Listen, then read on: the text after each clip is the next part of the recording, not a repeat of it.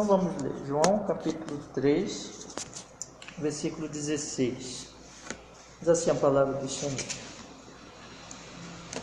Porque Deus amou o mundo de tal maneira que deu o seu Filho unigênito, para que todo aquele que nele crê não pereça, mas tenha a vida eterna. Porque Deus enviou o seu Filho ao mundo, não para que condenasse o mundo, mas para que o mundo fosse salvo por ele.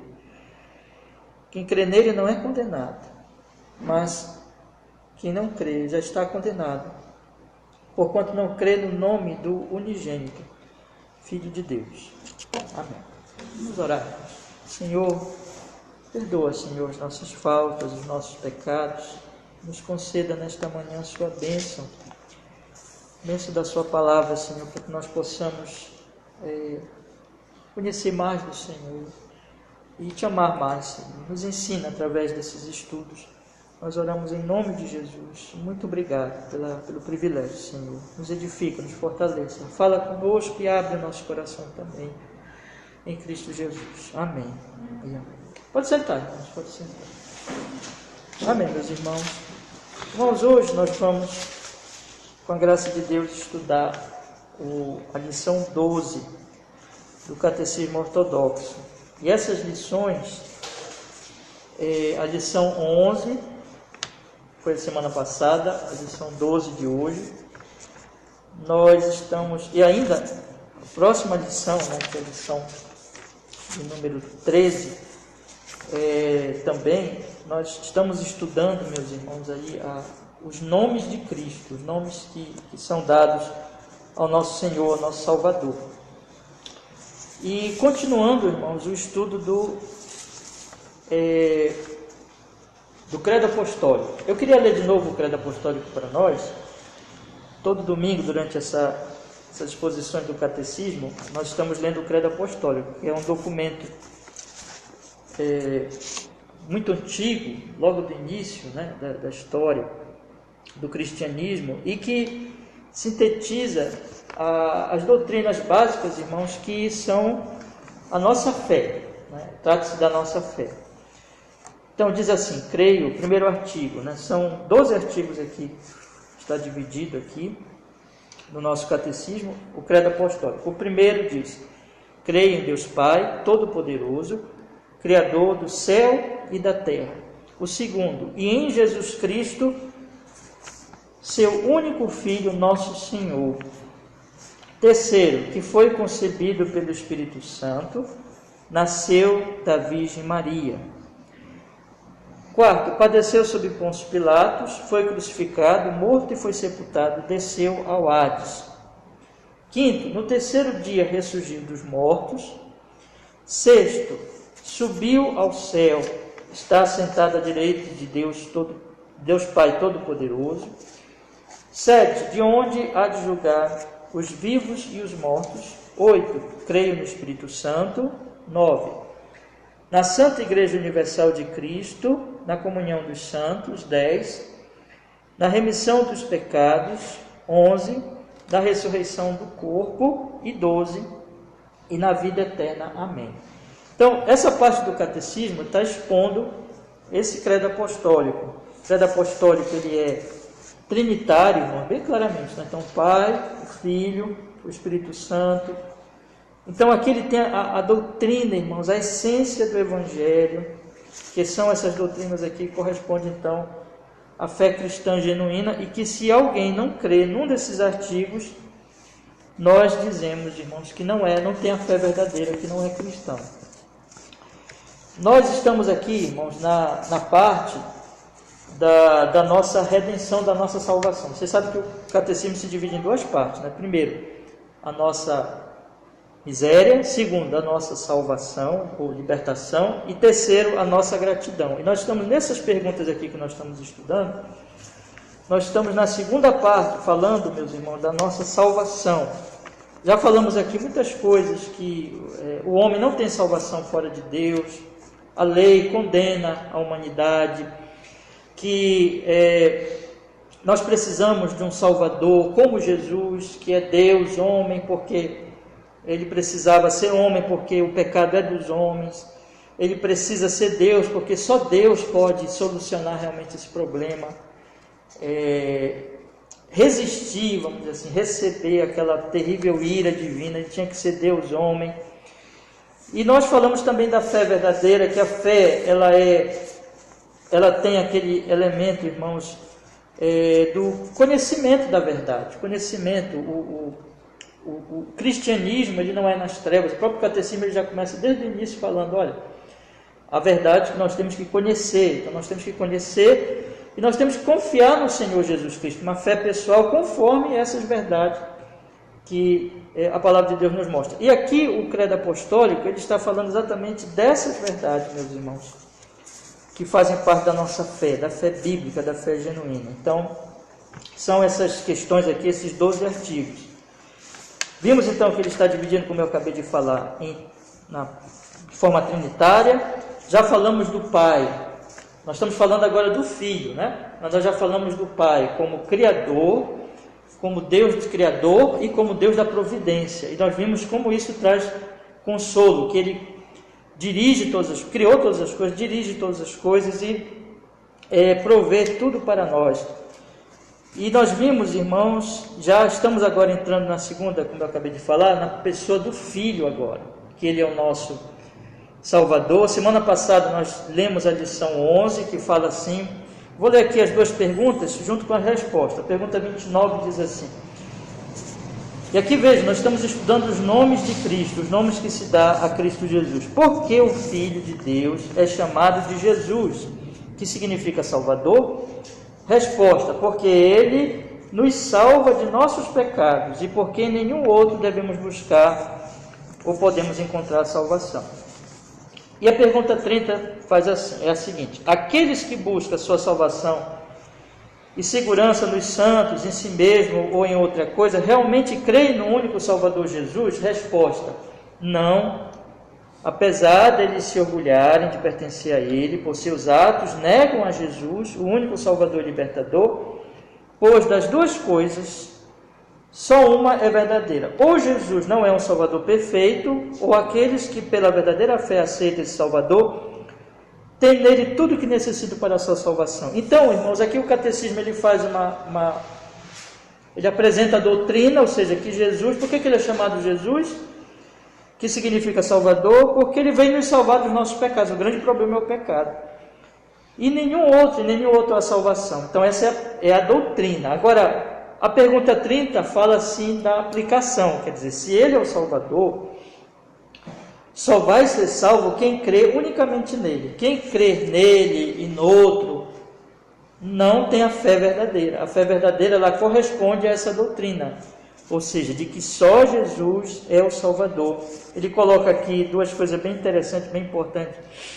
Pois das duas coisas, só uma é verdadeira. Ou Jesus não é um Salvador perfeito, e portanto ele tem necessidade de outros salvadores, ou aqueles que pela fé aceitam o Salvador, aceitam esse Salvador, têm nele tudo o que necessita para a sua salvação. Então, se eu preciso de outro, então Jesus não é o Salvador perfeito. Ou é assim, ou nós temos tudo nele. Mas o que a Bíblia diz? Nós temos tudo nele. Nós não precisamos, que Ele é o Salvador suficiente. E que nós precisamos então confiar unicamente nele. Então, irmãos, por isso que ele se chama Jesus, que significa Salvador. Hoje nós vamos estudar outro nome. Eu li aqui esse texto com os irmãos, João 3,16, que é um texto tão conhecido porque ele apresenta exatamente essas verdades de que o Pai deu o Filho. E nós vamos estudar hoje que Ele deu o Filho no sentido de que esse Filho é chamado de Cristo, é chamado de ungido de Deus, né? Então nós queremos apresentar essa doutrina, é o que eu começo com esse texto de João 3,16, porque João 3,16, nós temos de cor, na nossa mente, diz assim, porque Deus amou o mundo de tal maneira que deu o seu Filho unigênito, para que todo aquele que nele crê não pereça, mas tenha vida eterna. Então veja que o Pai, Deus o Pai, deu o Filho para ser o nosso Salvador. Então aquilo, o filho não veio, irmãos, a revelia do pai, ou não veio sem ser enviado pelo pai, sem ser dado pelo pai, mas ele veio enviado pelo pai. Isso tem a ver com o que nós vamos estudar hoje, porque nós vamos estudar hoje sobre o nome Cristo, que significa ungido, né? Então, irmãos, eu vou ler aqui as duas perguntas logo, para a gente pegar assim, ficar na nossa memória já. Eu vou ler as duas perguntas com as duas respostas, tá bom? Porque aqui vai ser a mesma coisa, aqui vai ser o seguinte, aqui ele vai apresentar a doutrina, o catecismo, né? Aí ele vai fazer a aplicação da doutrina também, na segunda pergunta. Primeira pergunta e resposta apresenta a doutrina, e a segunda pergunta e resposta apresenta a aplicação da doutrina. Então a pergunta 31 diz assim: por que razão ele é chamado de Cristo, que significa ungido? Resposta: porque ele foi ordenado por Deus e Pai e foi ungido com o Espírito Santo para ser nosso supremo profeta e mestre, que nos revelou perfeitamente o secreto conselho e vontade de Deus para a nossa libertação, nosso único sumo sacerdote, o qual pelo sacrifício único do seu corpo nos libertou e intercede continuamente por nós diante do Pai, e nosso Rei eterno, que nos governa pela sua palavra e pelo seu Espírito, e que nos defende e nos preserva na liberdade que ele conquistou para nós. Até nós lemos o Salmo que fala que ele é o Rei, né? Então essa aqui é a doutrina. Por que ele chama Cristo? Por esses motivos aqui. Aí a pergunta 32 diz assim: e por que você é chamado cristão? Veja que agora, a primeira pergunta tem a doutrina, fala da doutrina, e a segunda pergunta ela agora aplica para você, né? E o catecismo sempre ele é muito pessoal. Então, por que você é chamado de cristão?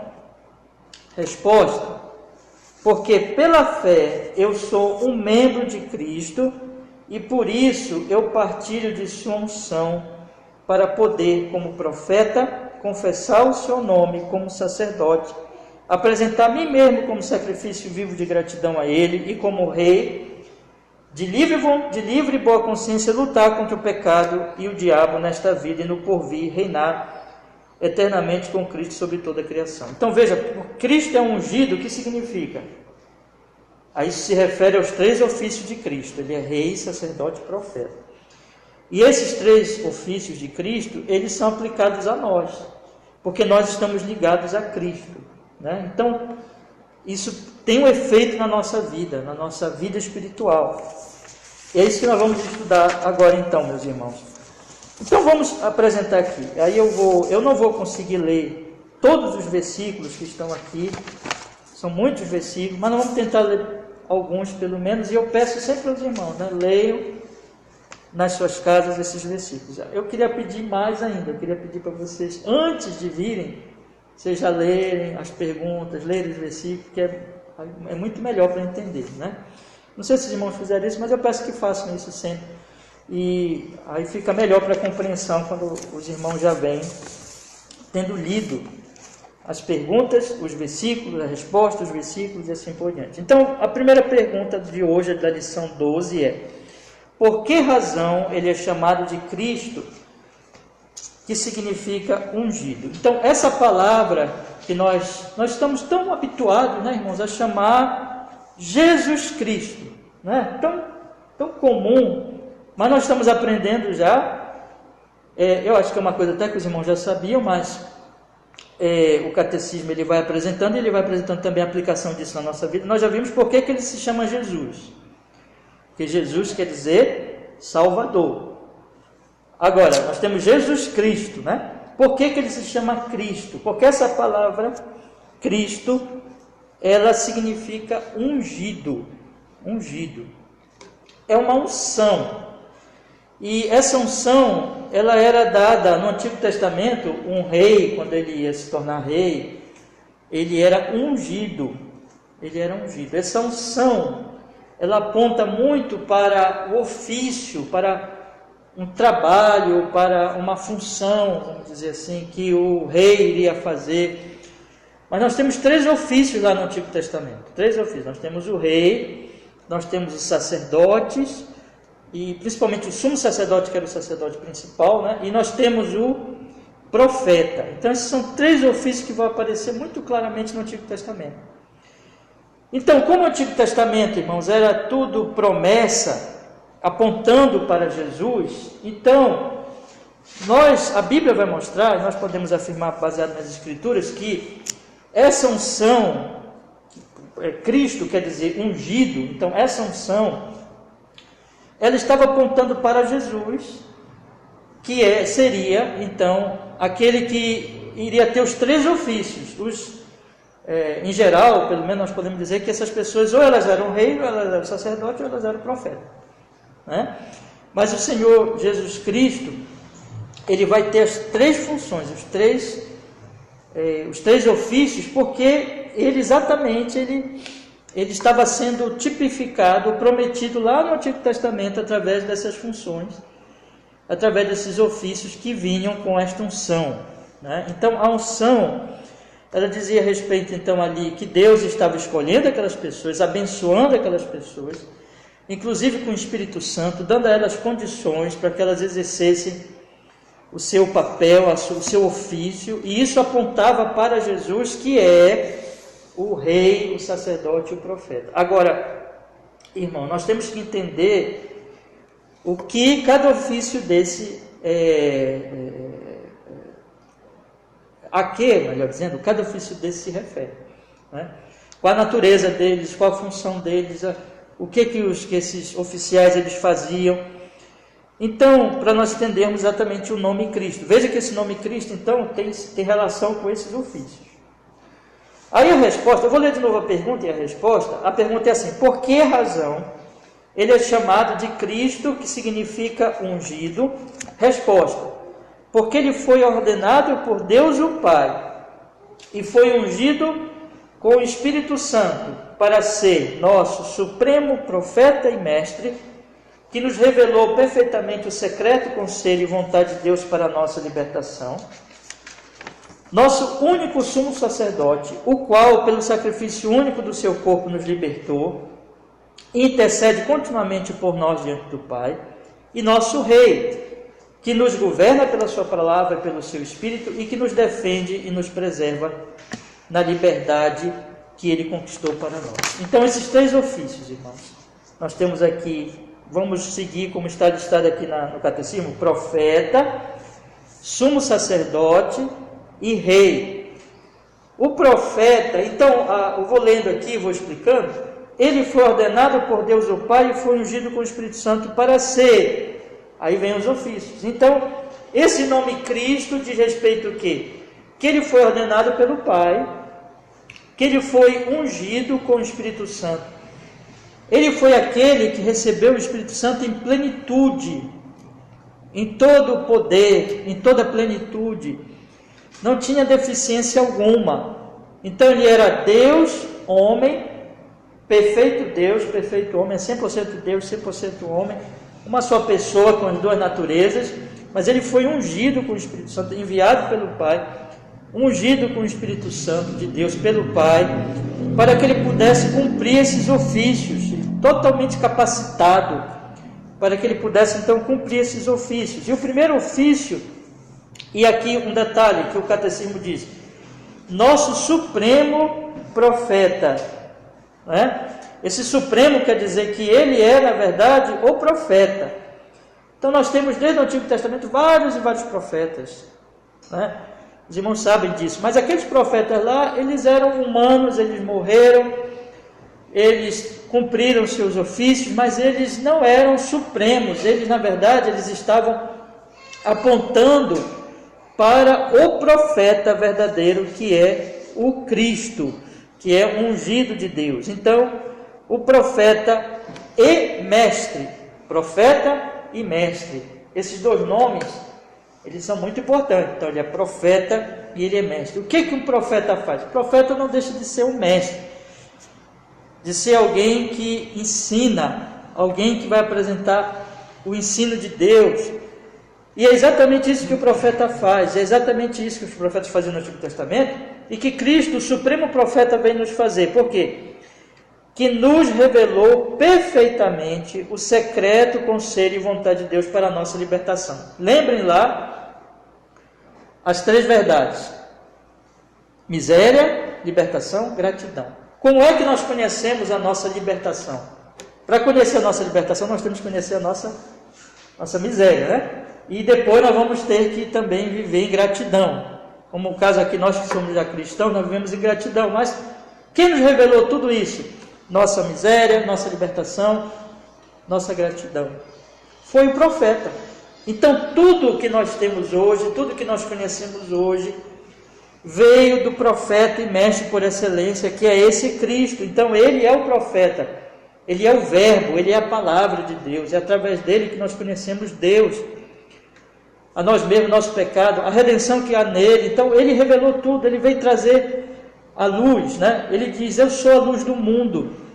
Ele é aquele então que revela, meus irmãos, é o profeta, porque o profeta fazia isso. O profeta era um representante de Deus diante dos homens, ele proclamava a Deus, a palavra de Deus, a verdade de Deus. E Jesus é o profeta supremo. Aqueles profetas antigos estavam apenas apontando para ele, mas ele é o profeta mesmo, supremo, verdadeiro profeta, o profeta por excelência, que nos revelou o secreto conselho e vontade de Deus para a nossa libertação. Agora, em segundo lugar, e isso também está na unção, ele é o nosso único sumo sacerdote. Sumo sacerdote era aquele sacerdote, o principal sacerdote, o que oferecia sacrifícios, o que apresentava o sacrifício no dia da expiação, o sacerdote que, assim, a diferença entre o profeta e o sacerdote é que o profeta falava aos homens em nome de Deus, e o sacerdote representa os homens diante de Deus. Então, ele vai interceder pelos homens. Então, enquanto o profeta vem e traz a palavra de Deus, e então ali está trazendo, falando em nome de Deus, o sumo sacerdote, ele vai a Deus interceder pelos homens. Então, veja que é o movimento contrário, né? Então, Deus fala pelos profetas, e os sumos sacerdotes levam, intercedem pelos homens diante de Deus. E tudo isso era instituído pelo próprio Deus no Antigo Testamento. O que eles sacrificavam? Os animais. Então tinha todo aqueles sacrifícios, irmãos, muitos sacrifícios e muitas regras. Então o culto ele era muito cheio de regras, muito cheio de cerimônias. O que Jesus sacrificou? Aí diz o catecismo: o qual pelo sacrifício único. E um detalhe aqui, irmãos, que eu esqueci de falar, mas é importante. Quando fala de profeta, diz que ele é o nosso profeta supremo, né? Quando fala do sumo sacerdote, diz que ele é o único sumo sacerdote. Então, na verdade, aqueles sumos sacerdotes, aqueles sacerdotes do Antigo Testamento, também não eram o sacerdote mesmo, mas era apenas o quê? Símbolos, tipos do sacerdote mesmo. O sumo sacerdote único é o Cristo. Então, ele, o que ele ofereceu? Não animais, mas ele ofereceu o qual, pelo sacrifício único do seu corpo, nos libertou. E veja a ênfase de novo. Por ele, como profeta, eu conheço a minha libertação. Por ele, como sacerdote, eu tenho a minha libertação.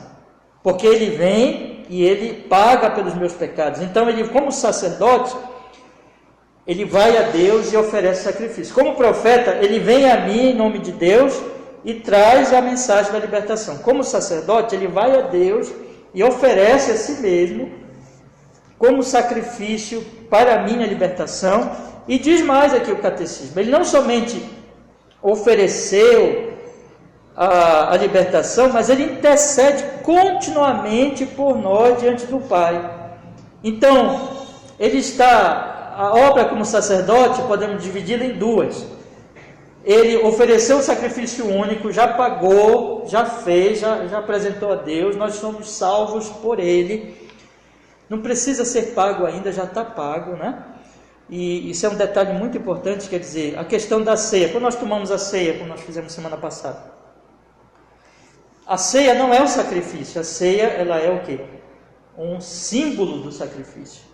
Então, quando nós fazemos a ceia, nós não estamos realizando nenhum sacrifício, mas apontando para o único sacrifício, o suficiente sacrifício que foi realizado por nosso Senhor.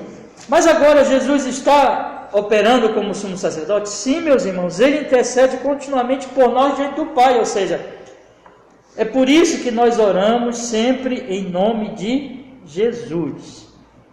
Então, toda oração cristã deve ter sempre o quê? Não só uma espécie assim de palavra mágica, nada disso, mas é questão de fé.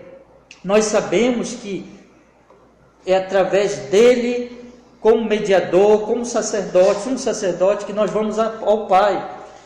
Então, todas as nossas orações hoje, irmãos, são imperfeitas, são orações de pecadores, mas elas são purificadas, santificadas pelo sacerdote, pelo sacrifício que ele já fez. Então, quando nós oramos, o Senhor Jesus intercede por nós. Ele está intercedendo por nós continuamente. E o que acontece então? As nossas orações são em nome dele. E tudo, na verdade, é em nome dele. Então, ele está intercedendo por nós. E por que ele intercede por nós? Porque nós somos lavados pelo seu sangue. Estamos dentro do benefício do seu sacerdócio. Então, agora, Jesus está lá intercedendo por nós, né? Agora, nós estamos cultuando ao Pai, cultuando a Deus nele, por causa dele. E não fora dele, quer dizer, o ofício de sumo sacerdote permanece continuamente diante de Deus, o Pai. E agora, irmãos, observem, então nós vimos ele é o supremo profeta, o único sumo sacerdote, mas tem o terceiro ofício. Qual é o terceiro ofício? Ele é nosso rei eterno. E é um detalhe importante, porque nós tínhamos reis também no Antigo Testamento, mas aqueles reis também eram tipológicos, também eram como promessa, apontavam para o rei supremo verdadeiro. Eles morriam, mas o nosso rei é eterno.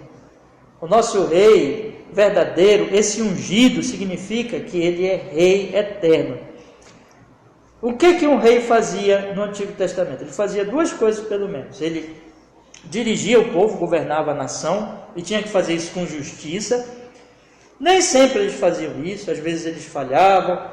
O próprio Davi, que é o rei, vamos dizer assim, mais famoso, mais importante do Antigo Testamento, e aquele com quem Deus fez uma aliança, ele foi um rei muito justo em vários momentos, mas sabemos que ele falhou gravemente em outros momentos. Então, eles falhavam, mas eles eram um tipo desse rei que governaria com justiça. Então, tanto eles governavam, e eles faziam uma segunda coisa, qual era?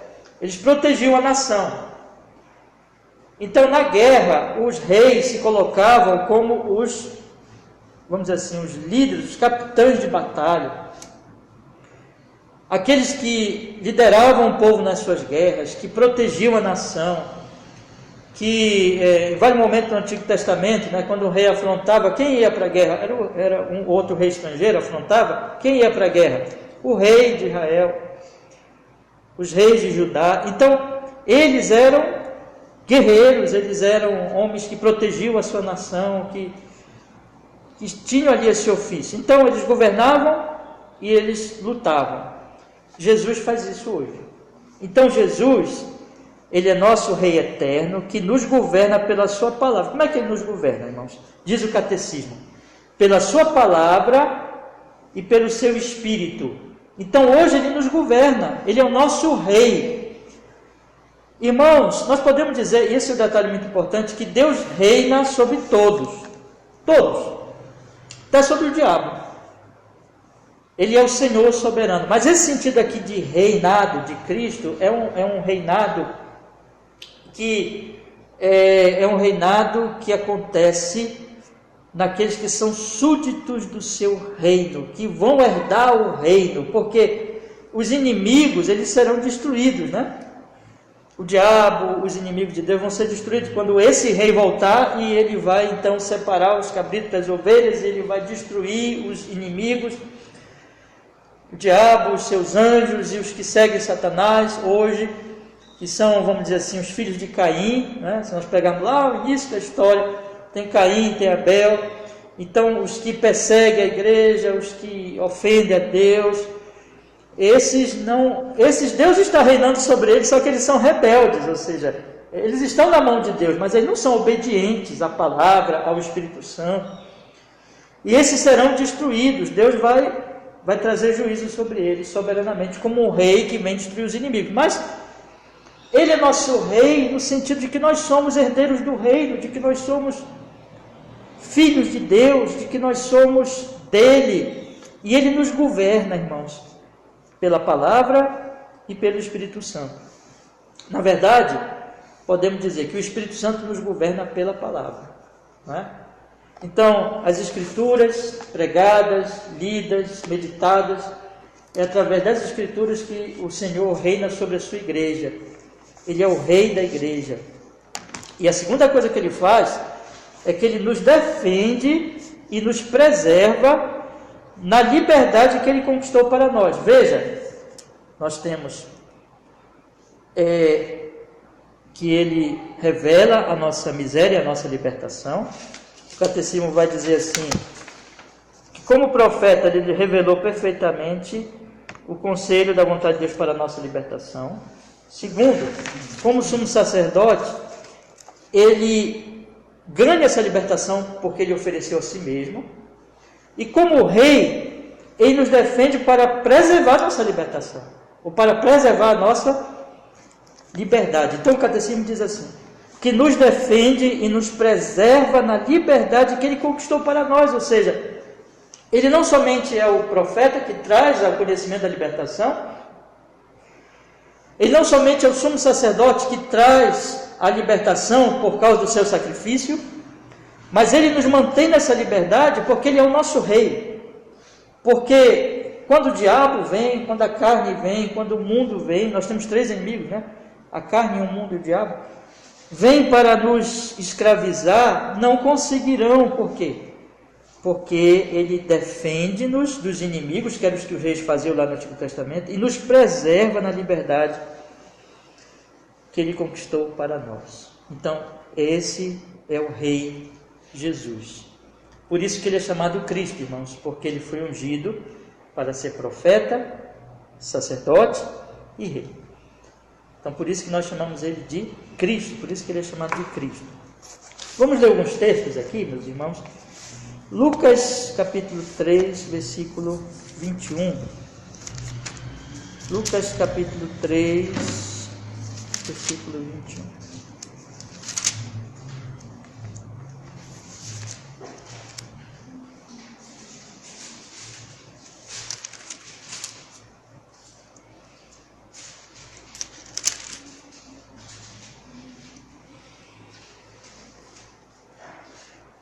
E aconteceu, Lucas capítulo 3, 21. E aconteceu que, como todo o povo se batizava, sendo batizado também Jesus, orando ele, o céu se abriu, e o Espírito Santo desceu sobre ele em forma corpórea, como pomba, e ouviu-se uma voz do céu que dizia: Tu és meu filho amado, em ti me comprazo. Veja, irmãos, que ele então foi ungido pelo Espírito Santo. Ele é o Cristo. Veja que aqui o Pai fala a ele é meu filho amado, o Espírito desce sobre ele em forma corpórea como uma pomba. Então esse é o Cristo, ungido de Deus, né? Nós temos João capítulo 1, versículo 18, vamos ler também, por favor. João capítulo 1, versículo 18. Diz a palavra de Deus. João capítulo 1, versículo 18, Deus nunca foi visto por alguém. O Filho unigênito que está no seio do Pai, esse o revelou. Aqui está ele como verbo de Deus, como profeta de Deus. Nós conhecemos o Pai pelo Filho, nós conhecemos a Deus pelo Filho. Nós temos também, irmãos, Hebreus capítulo 7, versículo 17. Hebreus, capítulo 7, versículo 17.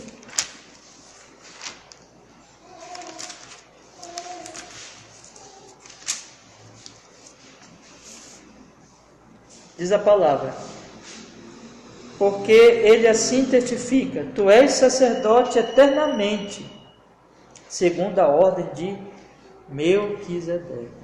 Tu és sacerdote eternamente, segundo a ordem de Melquisedeque. Ele é o nosso sacerdote, segundo, não a segunda ordem de Arão, porque aquela era passageira, mas segundo a ordem de Melquisedeque, que é eterna. Ele é o nosso sacerdote. E o outro texto, meus irmãos, nós podemos ler Apocalipse capítulo 12, versículo 10. Apocalipse capítulo 12, versículo 10. Diz assim a palavra do Senhor. Apocalipse capítulo 12, versículo 10.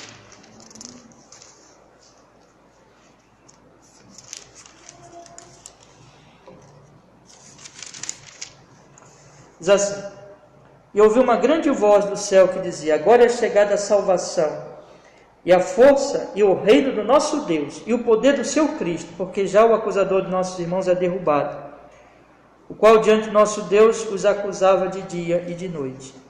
E eles venceram pelo sangue do Cordeiro e pela palavra do seu testemunho, e não amaram a sua vida até a morte. Então aqui, Jesus vencerá, e vence todos os inimigos, irmãos. Mas só mais um texto.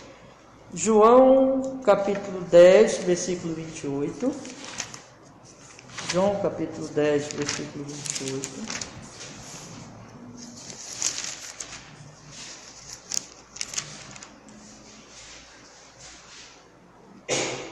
E dou-lhes a vida eterna, e nunca hão de perecer, e ninguém as arrebatará da minha mão.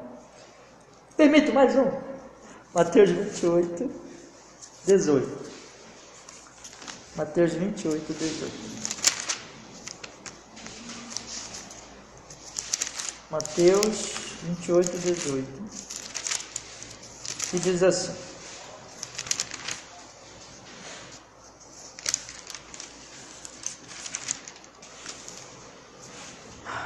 e chegando-se Jesus falou-lhe, dizendo: é-me dado todo o poder no céu e na terra, portanto ide fazer discípulos de todas as nações, batizando-os em nome do Pai, do Filho e do Espírito Santo, ensinando-os a guardar todas as coisas que eu vos tenho mandado. Eis que estou convosco todos os dias até a consumação do mundo. Ele manda pela sua palavra, a igreja ela é dirigida pela sua palavra, e ele está com a sua igreja até a consumação dos séculos, né?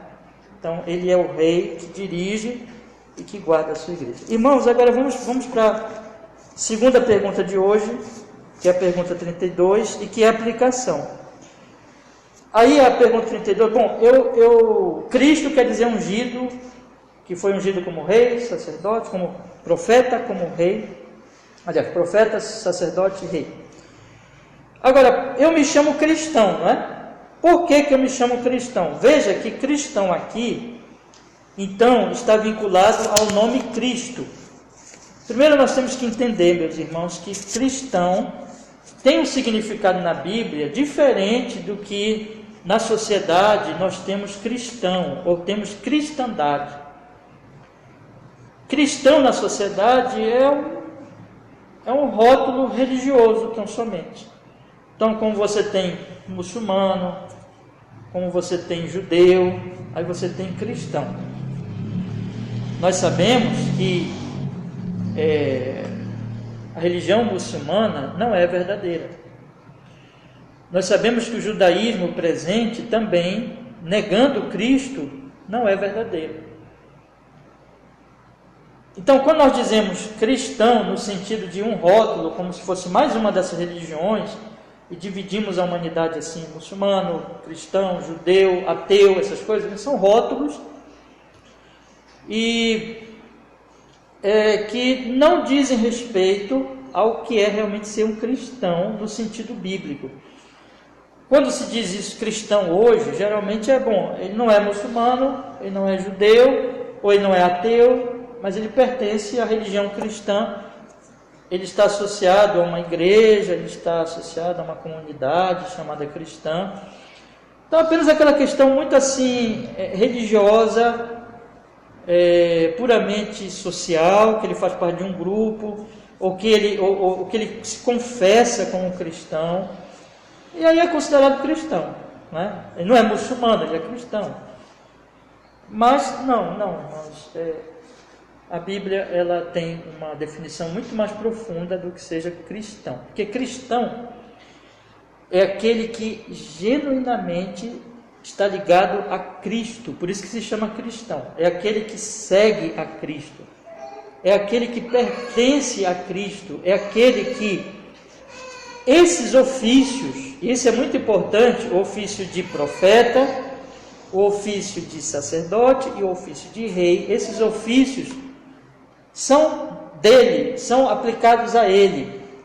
Cristão é aquele que tem Jesus como seu profeta, que tem Cristo como seu profeta, que tem Cristo como seu sumo sacerdote, que tem Cristo como seu rei. É isso que é cristão na Bíblia. Então nós podemos dizer assim que cristão no sentido social, sociológico, ou no sentido que é dado hoje no mundo, é completamente diferente, porque a pessoa não precisa realmente seguir a Cristo para ser hoje chamada de cristão. Qualquer um hoje pode ser chamado de cristão, mas biblicamente isso é muito profundo, isso é muito sério. E quando nós temos que usar esse nome cristão no sentido, de fato, meus irmãos, bíblico, ou seja, repito, de que nós temos Cristo como nosso profeta, como nosso sacerdote, como nosso rei. E isso vai fazer uma diferença muito grande na nossa vida. Quer dizer que nós estamos nele, nós estamos ligados a ele, e o que ele é, o seu ofício vai ter um efeito espiritual nas nossas vidas. De maneira que em Cristo Jesus eu passo a também, vamos dizer assim, não como ele, né? Mas nele eu passo a exercer esses ofícios também. Eu passo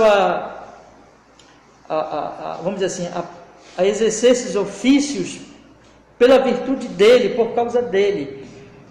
Ou que ele está operando isso na minha vida, quando ele me beneficia com esses seus ofícios. Então vamos pensar aqui. Eu vou ler a pergunta e eu vou falar a resposta aqui. Então, por que você é chamado cristão? Resposta: porque pela fé eu sou membro de Cristo. Veja só como é muito diferente do que se pode dizer cristão, né? Eu creio em Jesus e eu sou membro de Cristo. Então Cristo é o cabeça e eu sou membro, eu faço parte do seu corpo, eu faço parte da sua igreja.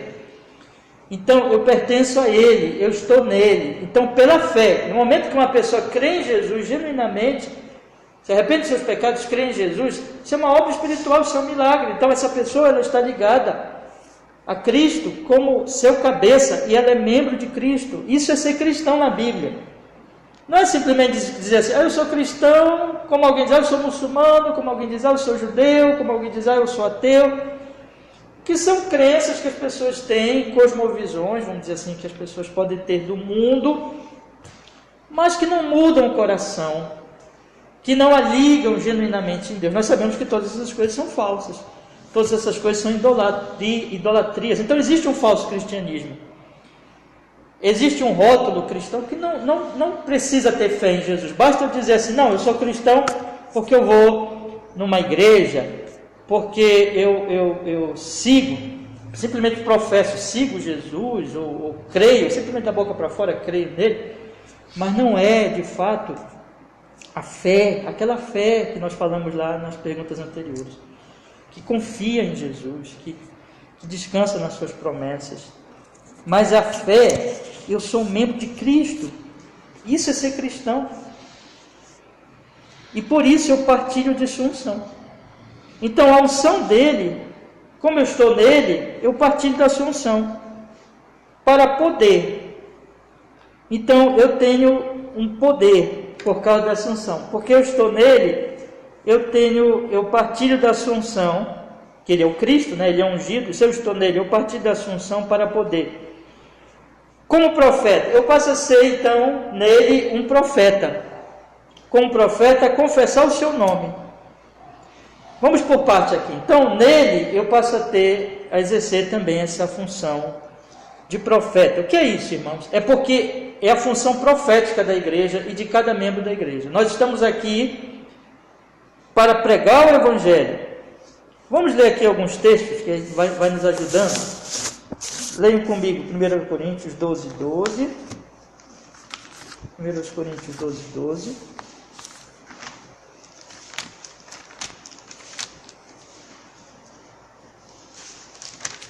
Coríntios 12, 12, que diz assim: porque assim como o corpo é um, 1 Coríntios 12, 12, porque assim como o corpo é um, e tem muitos membros, e todos os membros deste,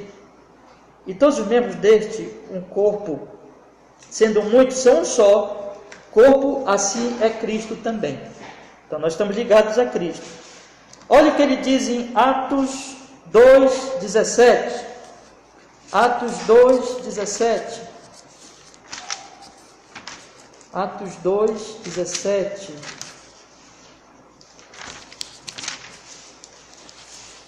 A promessa lá de Joel, que diz: também do meu espírito derramarei. Aliás, desculpe, eu li o 18, é o 17. E nos últimos dias acontecerá, diz Deus, que do meu espírito derramarei sobre toda a carne. Vossos filhos e vossas filhas profetizarão, vossos jovens terão visões e vossos velhos sonharão sonhos. Então não terá mais uma classe exclusiva de profetas, mas toda a igreja, todos que têm o Espírito Santo serão profetas. No sentido que, irmãos? No sentido que eles podem levar adiante a palavra, eles podem falar para os outros, confessar. Nosso catecismo diz assim: confessar o seu nome. Eles podem proclamar Jesus para a sua família, para os seus vizinhos, para os seus amigos, colegas de trabalho. E é isso que eles têm que fazer mesmo, né? Então a igreja está aqui para ser sal da terra, para ser luz do mundo. Ela é coluna e baluarte da verdade. Então não são só os pastores têm a função de pregar no culto público, mas a proclamação do Evangelho, ela é de todos. Todos os discípulos de Jesus são evangelistas, podemos dizer assim, levam a palavra e edificam seus irmãos, não é verdade? A Bíblia diz que nós temos que edificar uns aos outros, então eles exortam, eles edificam os seus irmãos, eles aconselham, eles mostram quando eles estão pecando com amor, né? Mas então eles têm essa função profética de ensino, todos irmãos, e a vida deles também é uma profecia. Eles vivem, a Bíblia vai mostrar que a vida de um cristão é luz, a maneira como ele vive na família, a maneira como ele trabalha, a maneira como ele trata os outros, a maneira, hoje em tempos de rede social, a maneira como ele se comporta nas redes sociais, tudo isso, ele está proclamando o Evangelho, a Cristo, ele está mostrando a sua maneira de viver, não só o que ele fala, mas a sua maneira de viver. Então é uma função profética em Cristo Jesus, que ele participa desse corpo que está ligado ao cabeça, então ele recebe esse poder. Em segundo lugar, como sacerdote também, em Cristo Jesus também, apresentar a mim mesmo como sacrifício vivo de gratidão a Ele. Como sacerdote, o que os sacerdotes faziam? Eles apresentavam os sacrifícios. Quais são os sacrifícios que o cristão apresenta em Cristo Jesus? Sacrifício não morto, mas sacrifício vivo de gratidão a Ele, ou seja, é a sua vida. A vida deles passa a ser um culto. O profeta trazia a palavra de Deus para o povo. Os cristãos, como profetas, trazem a palavra de Deus para a humanidade. Mas os cristãos, como sacerdotes, cultuam a Deus. É o sacerdócio universal de todos os crentes. Todos nós podemos orar, todos nós cultuamos. Nós não precisamos mais de sacerdotes humanos, porque nós já temos o sacerdote único, que é quem? Jesus.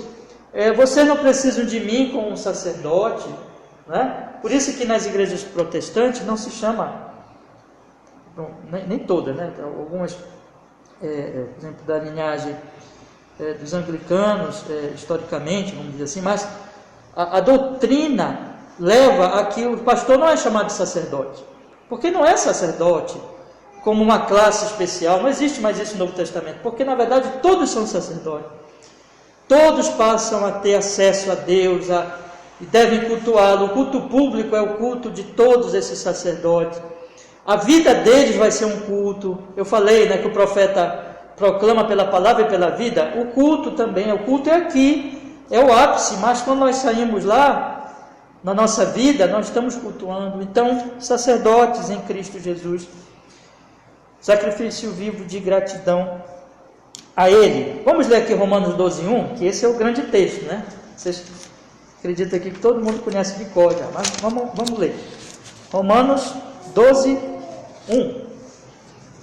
Diz a palavra do Senhor.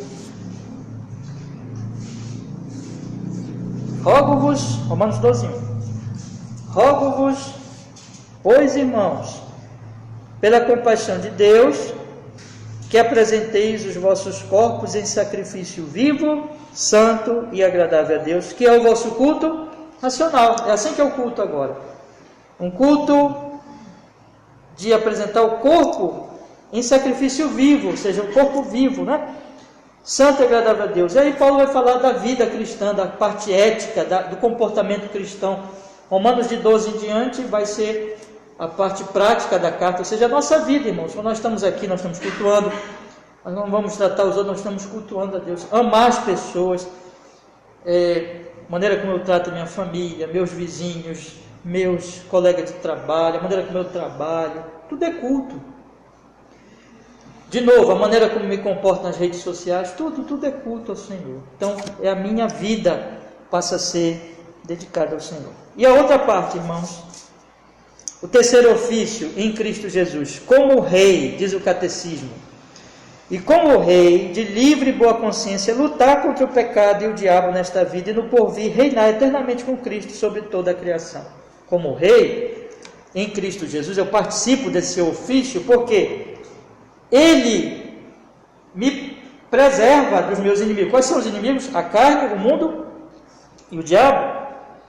Então, como rei, nele eu passo a lutar também. Eu sou um rei no sentido, em Cristo Jesus, no sentido que eu vou lutar contra os inimigos. Quais são os inimigos? O catecismo diz assim, como rei de livre e boa consciência, ou seja, eu vou fazer isso livremente, sem ser obrigado por ninguém, mas eu vou fazer isso livre e com a minha, procurando manter minha boa consciência diante de Deus, diante dos homens. Eu vou lutar contra o pecado e o diabo nesta vida. É uma luta todo dia, meus irmãos, todos os dias. Todos os dias nós temos que nos levantar e dizer assim, eu vou mortificar o meu pecado e eu vou lutar contra o diabo. A luta do cristão contra o diabo não é que o diabo vai entrar no corpo dele, vai ter que expulsar o diabo, não é isso. É a luta contra o pecado, é a luta contra as tentações. O que é que o diabo é? Tentador. Ele tenta a igreja o tempo todo. Irmãos, o diabo está agindo exatamente agora para atacar a igreja do Deus vivo. Ele faz isso pela perseguição, ele faz isso pela sedução, ele faz isso de várias maneiras. E a igreja, ela resiste. Reinando em Cristo Jesus, ela resiste, lutando contra a sua própria natureza pecaminosa, lutando contra as artimanhas do diabo e não se conformando ao mundo, que é o outro inimigo. Nós vamos amar as pessoas, nós vamos ser mansos com as pessoas, tratá-las com toda a mansidão, amar as pessoas, orar por elas, mas nunca nos conformarmos com os costumes e com as suas crenças. Nunca, nunca, nunca. O cristão, ele ama as pessoas do mundo, mas não ama o mundo, né? Como sistema, como sistema de pensamento, como cosmovisão, como prática, como ética do mundo. Não. Ele ama as pessoas do mundo, mas ele é o sal da terra, ele é a luz do mundo. Ele vai ser então o melhor cidadão. Ele vai ser a pessoa vai dar menos problema para o governo, para a polícia, para o Estado, no sentido do que é justo. Mas, por exemplo, o Estado quiser persegui-lo, ele vai resistir ao Estado. Então, ele é alguém que vive uma vida equilibrada, que vive uma vida para Jesus, amando o próximo, lutando pela verdade. E no futuro, ele vai reinar com Jesus. O catecismo, ele diz assim, e no porvir, reinar eternamente com Cristo sobre toda a criação. Quando Jesus voltar, nós vamos reinar com Ele. Vamos ler 2 versículos aqui. Mateus... perdão, irmão, vamos ler aqui 1 Timóteo, capítulo 1, versículo 18. 1 Timóteo, capítulo 1, versículo 18.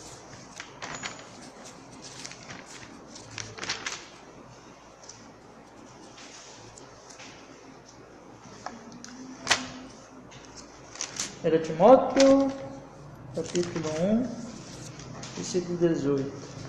Este mandamento te dou, meu filho Timóteo, que segundo as profecias que houve acerca de ti, milite por elas boa milícia, conservando a fé e a boa consciência, a qual alguns rejeitando fizeram naufrágio da fé. Então nós temos que ter essa milícia, né?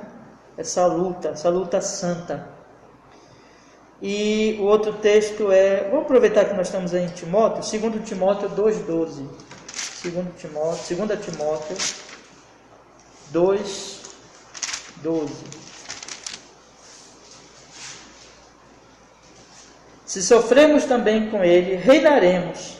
Se o negarmos, também ele nos negará. Então, hoje nós sofremos aqui. E, irmãos, essa luta é uma luta sofrida. O diabo vem contra nós, a nossa carne se levanta contra nós, nossa piedade.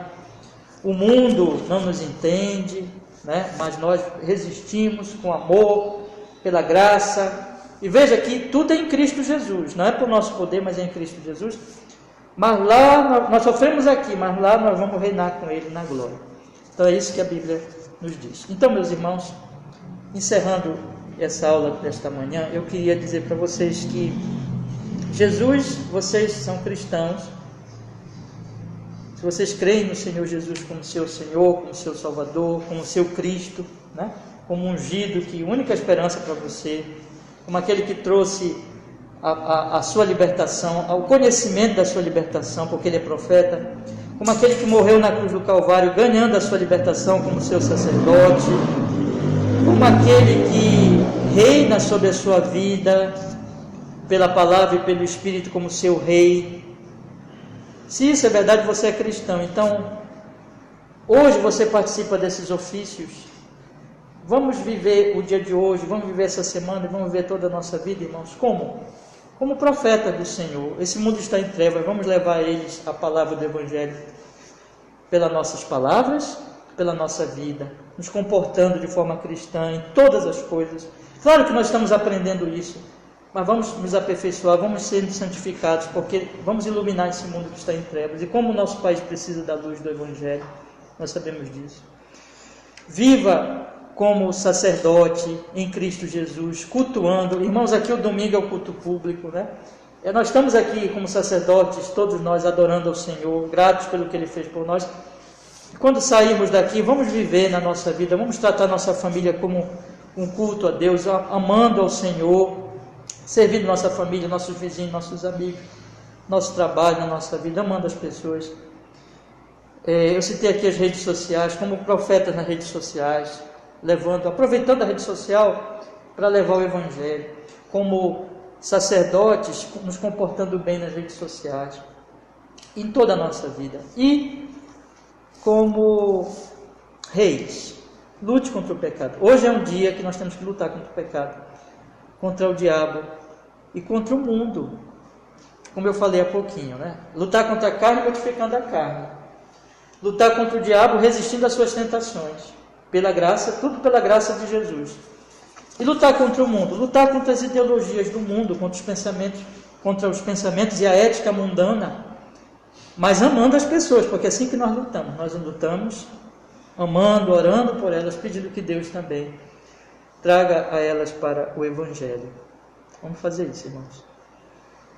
É isso, meus irmãos, que o Senhor nos abençoe. Vamos orar? Vamos pedir que Ele seja conosco. Muito obrigado, Senhor, que pudemos hoje ter o privilégio tão bendito de estudar esse assunto tão precioso. Opere em nós, para que todos nós possamos de fato ser cristãos, todos nós aqui sejamos assim, crentes, tenhamos Jesus como nosso profeta, como nosso sacerdote, como nosso rei, o ungido de Deus, e vivamos, Senhor, nele como profetas, proclamando a palavra como sacerdotes, cultuando ao Senhor como reis, vencendo e lutando contra o mal. E o teu nome santo seja glorificado, Senhor. Nos abençoa. Em Cristo oramos e agradecemos. Amém.